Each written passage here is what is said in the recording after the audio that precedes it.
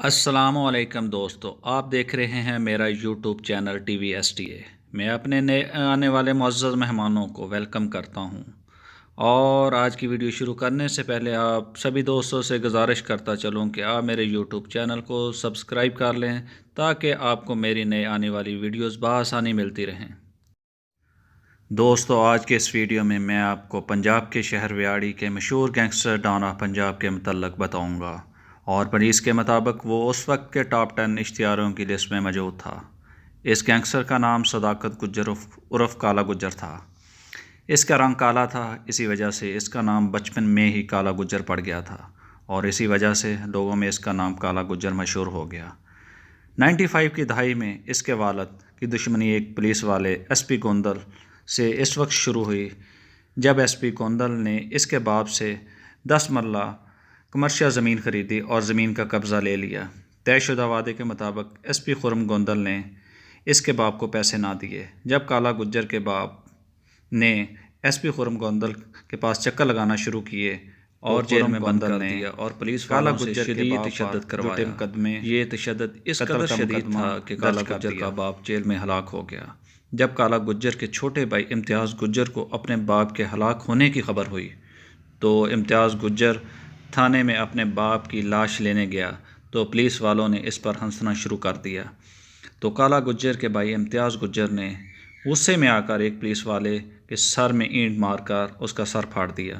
Police والوں نے بھی غصے میں آ کر کالا گجر کے بھائی امتیاز گجر پر فائرنگ کر دی، اور امتیاز گجر شدید زخمی ہو گیا۔ اسے ہسپتال منتقل کر دیا، جہاں پر زخموں کی تاب نہ لاتے ہوئے ہسپتال میں ہلاک ہو گیا۔ یہاں سے کالا گجر نے جرائم کی دنیا کا آغاز کیا، اور باپ اور بھائی کے قتل کے بعد چوریاں ڈکیٹیاں کرنا شروع کر دیں، اور اس نے اپنا گروپ بنایا جس میں چور، ڈکیٹ اور منشیات فروش شامل تھے۔ 2 سال بعد اس نے ایس پی خرم گوندل کی مخبری کروانا شروع کی، اور ایک دن کی روشنی میں ایس پی خرم گوندل کے باپ اور 3 بھائیوں کو ان کے گھر میں گھس کر فائرنگ کر کے قتل کر دیا۔ اس وقوع کے بعد کالا گجر فرار ہو گیا تھا اور اس پر مقدمہ درج کر دیے گئے۔ اب اس کے علاقے میں پولیس نے درجنوں چھاپے بھی مارے، لیکن کالا گجر پکڑا نہ گیا۔ کہا جاتا ہے کہ اس نے پناہ علاقہ غیر میں اس وقت کے ایک اور اشتہاری بولا سنیارا گجر کے پاس لی۔ پولیس نے کالا گجر کو عدالت سے اشتہاری قرار دلوایا۔ اس کے سر پر 50 لاکھ روپے انعامی رقم رکھوائی۔ یہ اس دور کی سب سے بڑی انعامی رقم تھی۔ کہا جاتا ہے کہ کالا گجر 6 مہینے بعد چھپ کر واپس ویاڑی آیا اور عورتوں والے کپڑے برقع پہن کر اپنے 3 ساتھیوں سمیت اس تھانے میں گیا جس میں اس کے باپ کو قتل کیا گیا اور بھائی پر فائرنگ کی گئی۔ کالا گجر نے وہاں موجود ایس ایچ او انور بٹی اور کئی پولیس اہلکاروں کو فائرنگ کر کے قتل کر دیا۔ کالا گجر نے ان پولیس والوں کی لاشوں کو باندھ کر تھانے کے گیٹ پر لٹکا دیا۔ تھانے کے اندر یہی 7 لوگ موجود تھے، اور تھانے کو تالا لگا دیا۔ اس وقوع کے بعد پولیس ڈپارٹمنٹ میں خوف و ہراس پیدا ہو گیا۔ پولیس نے مختلف شہروں میں اس کی تلاش میں چھاپے مارنا شروع کر دیے۔ اس کے بعد کالا گجر بہت مشہور ہو گیا۔ اخباروں میں اس کے متعلق سنسنی خیز مواد چھاپا گیا۔ بڑے بڑے اشتہاریوں نے اس سے رابطے کر کے اپنے گینگ میں شامل ہونے کی دعوت دی، لیکن کالا گجر کسی کے گروپ میں شامل نہ ہوا۔ یہ ساری انفارمیشن ایس پی خرم گوندل کے قریبی رشتہ داروں سے لی گئی ہے۔ ان واقعات کے بعد کالا گجر مافیا کی دنیا کا بے تاج بادشاہ بن گیا، جرائم کی دنیا کا بھی بادشاہ بن گیا۔ پولیس کے اندر سے بہت سے لوگوں نے اس کے ساتھ تعلقات قائم کر لیے، اور وہ پولیس کے ہر ہونے والے آپریشنز کی اطلاع اس کو پہلے ہی دے دیتے تھے۔ کالا گجر کے مرنے تک پولیس کی کوئی گاڑی بھی اس کے علاقے میں نہ گھسی۔ اس کے علاقے کے لوگوں سے لی گئی انفارمیشن کے مطابق منشیات فروش کے خلاف کارروائی کرنے کے لیے بھی اس وقت کے ایس ایچ او نے کالا گجر سے اجازت مانگی تھی۔ اس وقت کے ایم این اے سعود گجر نے اپنے ذاتی مفادات کے لیے اس پر بنے مقدمات ختم کروائے۔ بہت سے کیسوں میں کالا گجر عدالت میں پیش ہوا، لیکن اس کے خوف سے کسی نے اس کے خلاف گواہی نہ دی، اور بعد میں عدالت سے بری ہو گیا۔ MNA سعود گجر کی دشمنی اس وقت اپنے سیاسی حریف امید واد قومی اسمبلی جاوید چٹھا سے تھی۔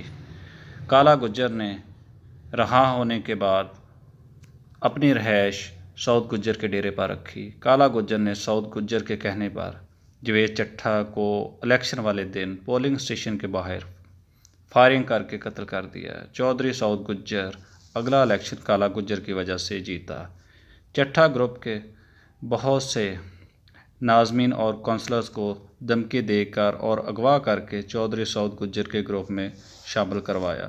جاوید چٹھا کے قتل کے بعد اس کے بھائی مقبول چٹھا اور امجد چٹھا نے 2 بار کالا گجر پر قاتلانہ حملے کروائے۔ کالا گجر دونوں بار شدید زخمی ہوا، لیکن اس کے 7 لوگ مارے گئے تھے۔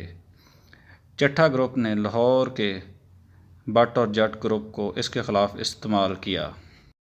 95 کی دہائی میں یہ دونوں گروپ بہت خطرناک سمجھے جاتے تھے۔ کالا گجر کچھ عرصہ خاموش رہا اور موقع ملتے ہی اس نے جاوید چٹھا کے دونوں بھائیوں اور جٹ اور بٹ گروپ کے 7 لوگوں کو لاہور کے علاقہ مزنگ میں ان کے ڈیرے پر شراب کی محفل میں قتل کر دیا۔ اس محفل کی مخبری کالا گجر کو چٹھا گروپ کے ہی ایک شخص نے دی تھی۔ کالا گجر کو مکمل پشت پناہی حاصل تھی، اسی لیے کالا گجر کے خلاف پولیس نے مقدمہ درج کرنا چھوڑ دیے تھے۔ 98 کی دہائی میں کالا گجر کے لوگوں نے لاہور، فیصل آباد اور بڑے بڑے شہروں سے 2 کروڑ روپے کا بھتہ وصول کیا۔ جب MNA چودھری سعود گجر نے اس سے آدھا حصہ مانگا تو اس نے دینے سے انکار کر دیا، جہاں سے کالا گجر اور چودھری سعود کے درمیان اختلافات شدید ہو گئے اور MNA چودھری سعود گجر نے کالا گجر کے خلاف سارے مقدمات دوبارہ کھلوا دیے جو بند کروائے تھے۔ MNA چودھری سعود گجر کے کہنے پر پولیس نے 4 بار کالا گجر پر حملہ کیا اور خوش قسمتی سے کالا گجر محفوظ رہا، لیکن اس کی ایک ٹانگ ان حملوں میں ضائع ہو گئی اور اس کے 3 لوگ بھی مارے گئے اور کالا گجر دوبارہ علاقہ غیر فرار ہو گیا۔ کچھ ٹائم بعد کالا گجر نے چودھری سعود کو فون کیا اور معافی مانگنے کے بہانے اس سے ملاقات کرنے کا کہا۔ چودھری سعود گجر نے اسے اپنے ڈیرے پر بلایا۔ کالا گجر اپنے 2 ساتھیوں سمیت MNA کے ڈیرے پر پہنچا۔